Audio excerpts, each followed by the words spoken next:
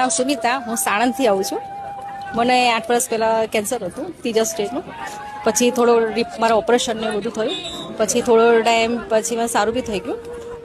પછી વચ્ચે પાછી થોડી તકલીફ થઈ, તો પછી હોસ્પિટલ ગયા તો ડૉક્ટરે રિપોર્ટ કરાવવાનું કીધું. તો મને થોડું ટેન્શન આવી ગયું કે પછી તો મને પાછું નહીં થયું હોય ને. હું ખુખાર મેલની મારા વિડીયો ને હું મોબાઈલમાં જોતી હતી, અને 2025થી હું અહીંયા આવું જ છું. આયા પછી મને ખબર પડી કે અહીંયા કેન્સર, ડાયાબિટીસ બધું બધાની તકલીફો આપણા રાખીએ મનથી તો મટી જતું હોય છે. તો મેં રિપોર્ટો મારા કરાવવાનું ડૉક્ટરે કીધું, તો મેં મનથી માતાજીને કીધું કે મારા રિપોર્ટ માતાજી સારા આવશે એટલે હું શ્રીફળ ચૂંદડીને માતાજીને ચડાવીશ.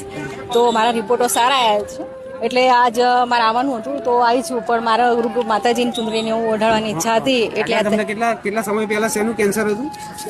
પેટનું કેન્સર હતું, આંતરડાનું કેન્સર, ત્રીજા સ્ટેજનું. બરોબર. એટલે એ સમયે તમારું ઓપરેશન ને બધું કર્યું?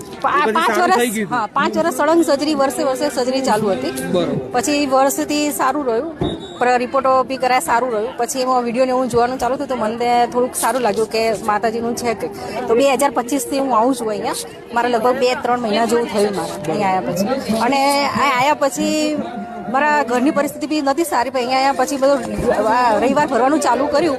તો ધીમે ધીમે ઘરમાં બી થોડું